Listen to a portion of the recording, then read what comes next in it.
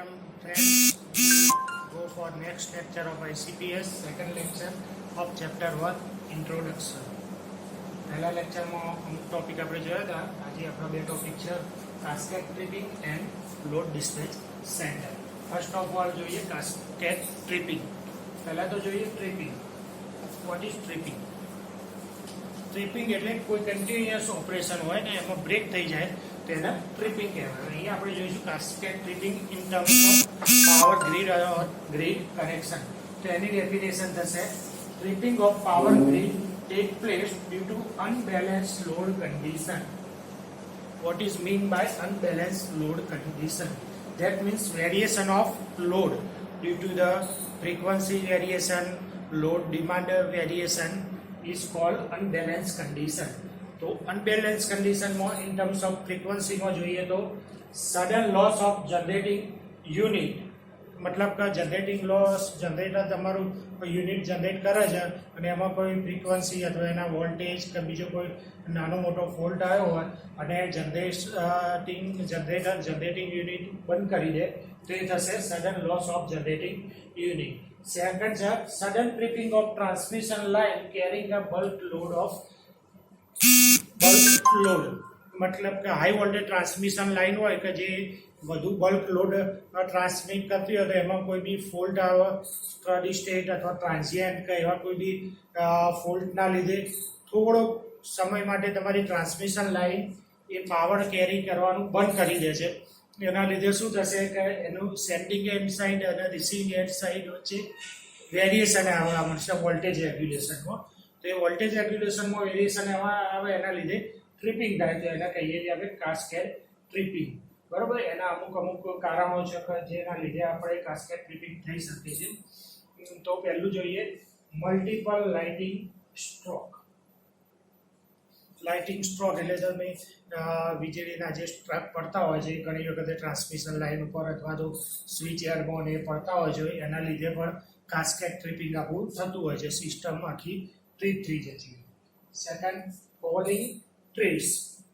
મોટી transmission line high વોલ્ટેજની transmission line જતી હોય તો ત્યાં કોઈ મોટું ઝાડ પડે અથવા ઝાડની ડાળી પડે અથવા તો કોઈ નાનું મોટું પક્ષી આવે કે એને બીજું કોઈ વસ્તુ વળે તો એના લીધે પણ એમાં ટ્રાન્ઝિયન્ટ ફોલ્ટ આવે તો એ પણ એક ટ્રિપિંગનો એક પાર્ટ છે. સેકન્ડ છે હ્યુમન એરર. હ્યુમન એરર એટલે આપણે કંઈ સુપરવાઇઝર અથવા ટેકનિશિયન અથવા એન્જિનિયર કોઈ કામ કરતું હોય એના ઇનપુટ ડેટાના એરરના લીધે કંઈક ફરક આવતું હોય તો એનું કનેક્શન અથવા મેન્ટેનન્સમાં કોઈ એરર આવતી હોય તો એના લીધે થશે હ્યુમન એરર. નેક્સ્ટ છે ઓવરલોડ. ઓવરલોડ એટલે તમારી લોડ ડિમાન્ડ જનરેટર બંને વચ્ચે ઇમ્બેલેન્સ થતું હોય તો એના લીધે ટ્રાન્સમિશન લાઇન ઓવરલોડ થઈ જશે અને ઓવરલોડના લીધે આખી ગ્રીડ કનેક્શન સિસ્ટમ ફેલ થશે તો એ પણ થશે ઓવરલોડ. બીજું વોલ્ટેજ સેટ. વોલ્ટેજ સેટ પણ એક કાસ્કેડ ટ્રિપિંગનું રીઝન છે. મેઇન રીઝન છે ફ્રીક્વન્સી વેરિએશન. ફ્રીક્વન્સીમાં વેરિએશન આવે તો એના લીધે કાસ્કેડ ટ્રિપિંગ થશે. તો આ મેજર પ્રોબ્લેમ છે કે જેના લીધે કાસ્કેડ ટ્રિપિંગ થતું હોય. એના સિવાય પણ અન્ય છે ફાયર અથવા આર્કિંગ, પછી છે equipment failure due to the fault. કોઈ બી આખી સિસ્ટમના કોઈ બી ઇક્વિપમેન્ટમાં ફોલ્ટ થાય તો એના લીધે પણ કાસ્કેડ ટ્રિપિંગ થાય આખી સિસ્ટમ બંધ થઈ જશે. કાસ્કેડ ટ્રિપિંગના લીધે થઈ ગયું આટલું તો પૂછી કહું છું.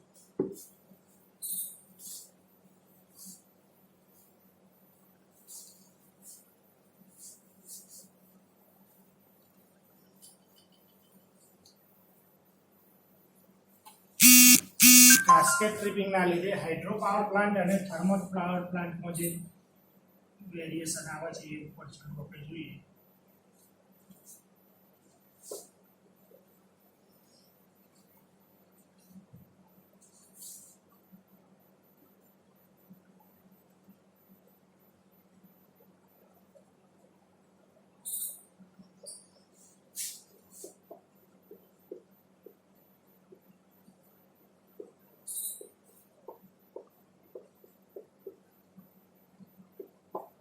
હાઇડ્રો પાવર પ્લાન્ટમાં જશે લાર્જ આયન લોસ.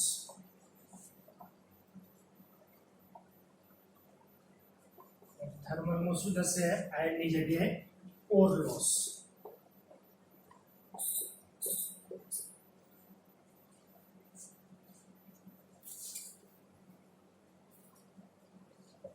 હાઇડ્રોમાં જોઈએ મેગ્નેટિક સેચ્યુરેશન.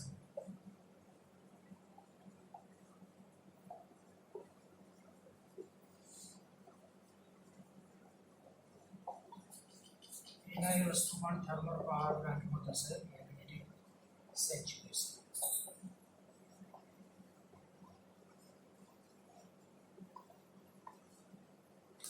એ સિવાય પણ અન્ય ઘણા બધા છે. ડિક્રીઝ સ્પીડ, શેની સ્પીડ? ટર્બાઇનની સ્પીડ હાઇડ્રો પાવર પ્લાન્ટમાં ડિક્રીઝ થઈ જશે, બરોબર. પછી થર્મલ પાવર પ્લાન્ટમાં શું થશે? ઇન્ક્રીઝ ધ ફ્યુઅલ લેવલ, કારણ કે પ્લાન્ટ બંધ થશે તો પ્લાન્ટ તમારું ઇનપુટ ફ્યુઅલ લેવાનું બંધ કરશે અને એના લીધે એનું લેવલ, ફ્યુઅલ લેવલ પર ઇન્ક્રીઝ થઈ જશે.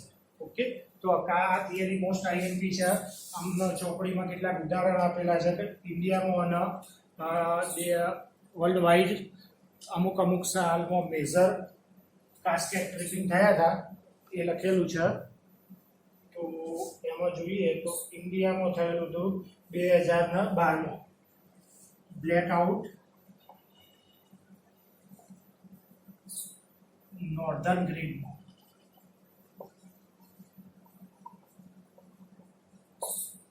2012માં નોર્ધન ગ્રીડમાં ફ્રીક્વન્સીના લીધે બ્રેકઆઉટ થઈ ગયેલું હતું નોર્થ એરિયામાં.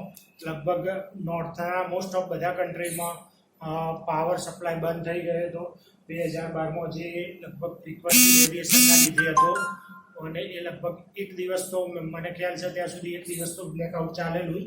પછી એની ફ્રીક્વન્સી, જે ગ્રીડની ફ્રીક્વન્સી છે એમાં કંઈક મેજર ચેન્જ આવેલો હતો અને પછી 1-2 દિવસે સોલ્વ આઉટ થયું. ઓકે, તો કાસ્કેડ ટ્રિપિંગ પણ એક અગત્યનો ટોપિક છે. now આપણે નેક્સ્ટ જોઈશું લોડ ડિસ્પેચ સેન્ટર, LDC, જેનો ઉપર ચલો ખ્યાલ નેક્સ્ટ લેક્ચરમાં, લાસ્ટ લેક્ચરમાં આપણે જોયેલો હતો લોડ ડિસ્પેચ સેન્ટર. ઓકે, તો લોડ ડિસ્પેચ સેન્ટરની શરૂઆત કરીએ તો આપણે સ્ટેટ લોડ ડિસ્પેચ સેન્ટર અથવા તો ઉપરથી વાત કરીએ તો national load dispatch centre. National load dispatch centre NLDC, જે કન્ટ્રી વાઇઝ હોય.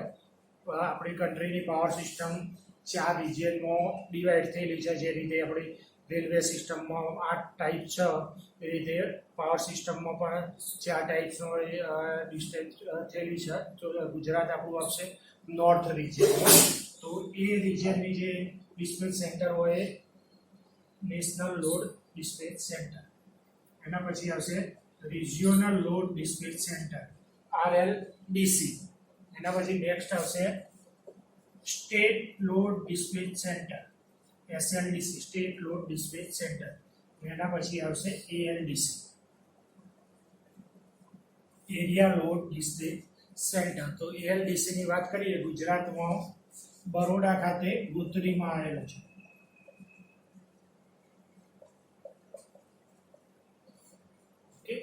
તો લોડ ડિસ્પેચ સેન્ટર શું કરશે કે એની જે પાવર લિંક હોય અથવા તો એના રિજિયનના જે પાવર જનરેટિંગ સ્ટેશન હોય એના વચ્ચે અને ડિમાન્ડ વચ્ચે મેઇન કોમ્યુનિકેશનનું કામ કરશે load dispatch centre. Load dispatch સેન્ટરના કેટલાક ફંક્શન આપેલા છે એ આપણે 1 by 1 જોઈએ. પહેલું, control and supervise of power flow.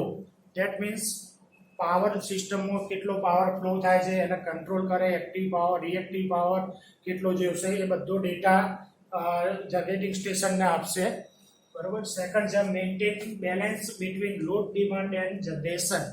આ મોસ્ટ આઈએમપી એનું ફંક્શન છે. Maintain balance between load demand and generating station, કે મતલબ કે અત્યારે વાત કરીએ તો આપણે અત્યારે મોન્સૂન સિઝન છે, પછી ઉનાળામાં વાત કરીએ અને શિયાળામાં વાત કરીએ. તો મોન્સૂન સિઝન હોય એ વખતે એગ્રીકલ્ચર લોડ ઓછો હોય as compare to winter and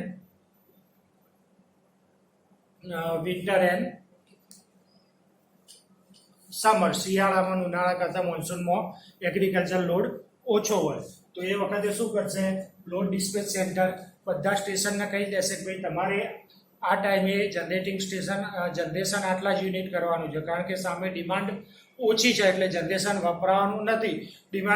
generation વધી જાય અને ડિમાન્ડ ના હોય તો શું થશે, પાવર આખો બધો ઇમ્બેલેન્સ થઈ જશે અથવા તો લોસ થઈ જશે. એને કંઈ સ્ટોર તો થતો નથી આપણો એસી સપ્લાય જનરેટિંગ થયેલું પાવર, એટલે જે જનરેટિંગ સ્ટેશન હોય એમને બધું ખર્ચો ને બધું મોંઘું પડશે. એટલે લોડ ડિસ્પેચ સેન્ટર એમને જણાવી દેશે કે તમારે આ સિઝનમાં આટલો એગ્રીકલ્ચર આ એરિયામાં આટલો લોડ જોશે, ડોમેસ્ટિક લોડ આટલો જોશે, બધા લોડ કેટલા જોઈએ છે એ બધું જણાવી દેશે.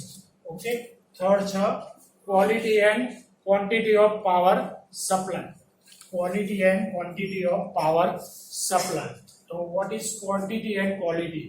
ક્વોલિટીની વાત કરીએ તો કન્ટિન્યુઅસ અને રિલાયેબલ પાવર આપણને મળી જાય એવી ક્વોલિટીવાળો પાવર છે. અને ક્વોન્ટિટી કે મતલબ જેટલા પ્રમાણમાં આપણે પાવર જોઈતો હોય એટલો પાવર આપણને મળી રહે થશે ક્વોલિટી ઓફ પાવર. થર્ડ છે ગ્રીડ સ્ટેબિલિટી. સ્ટેબિલિટી મતલબ ગ્રીડ તમારું રિલાયેબલ હોય, કન્ટિન્યુઅસ પાવર સપ્લાય મળતો રહે તો એ સ્ટેબલ સિસ્ટમ કહેવાય. ફોર્થ છે ઇકોનોમિક લોડ ડિસ્પેચ. બધું તો બરોબર, આપણને કન્ટિન્યુઅસ પાવર મળે છે, ક્વોન્ટિટીમાં મળે છે, ક્વોલિટીમાં મળે છે, પણ એ ઇકોનોમિક પોઈન્ટ ઓફ વ્યૂ નહીં હોય તો એ પાવર આપણા માટે નકામો છે. કોઈ તમને એમ કહેશે કે અત્યારે ઘેર તમારે 5 કે 6 રૂપિયે પર યુનિટ આવે છે, પણ કોઈ કે હું તમને એકદમ પાવર સરસ આલું 15-20 રૂપિયે મીટર, તો આપણો ઇકોનોમિક રીતે યોગ્ય ગણાશે નથી. એટલે ફર્સ્ટ પોઈન્ટ પણ આ ઇકોનોમિક વાળો જરૂરી છે. Next, load forecast and demand estimation. What is load forecast? જે રીતે આપણે વેધર ફોરકાસ્ટ સાંભળીએ છીએ કે આગાહી કરવામાં આવે ભાઈ મારા આવતા કલાકમાં, આવતા 24 કલાકમાં, આવતા મહિનામાં કેટલો પાવર જોશે. લોડ ફોરકાસ્ટિંગ કહે છે. એલડીસી શું કામ કરશે? એલડીસી આખો બનાવે છે પર ડે, અવર, મંથ વાઇઝ લોડ ફોરકાસ્ટિંગ કરે છે કે સમય વર્સિસ લોડનો આખો ગ્રાફ હોય છે કે કેટલા ટાઈમે કયા જનરેટિંગ સ્ટેશનમાંથી કેટલો લોડ લેવો ને એનું જનરેશન કેટલું કરવું. તો આ લોડ ફોરકાસ્ટિંગ પણ આગળ આપણે ડીપમાં આવશે. Next maintain scheduling of generating unit and transmission line. એટલે જનરેટિંગ યુનિટને આખું શેડ્યુલ આપી દેશે કે પર અવર, પર ડે, દિવસમાં કેટલા કલાક કેટલું જનરેશન તમારે કરવું, એ બધું કામ આ લોડ ડિસ્પેચ સેન્ટર કરશે. બરાબર. ઓકે. આના સિવાય પણ ઘણા ઇમ્પોર્ટન્ટ એના ફંક્શનો છે જે બુક્સમાં આપેલા છે, એ તમે ધ્યાનથી વાંચી લેજો. અને જો આ બે ટોપિક રહ્યા આપણા લોડ ડિસ્પેચ સેન્ટર અને કાસ્પે ટ્રિપિંગ, એ બંને ટોપિક બહુ ઇમ્પોર્ટન્ટ છે. પરીક્ષામાં બેમાંથી એક ટોપિક 100 માર્ક્સ 100% જીટીની એક્ઝામમાં પૂછાતો હોય છે. ઓકે, બરાબર. Thank you.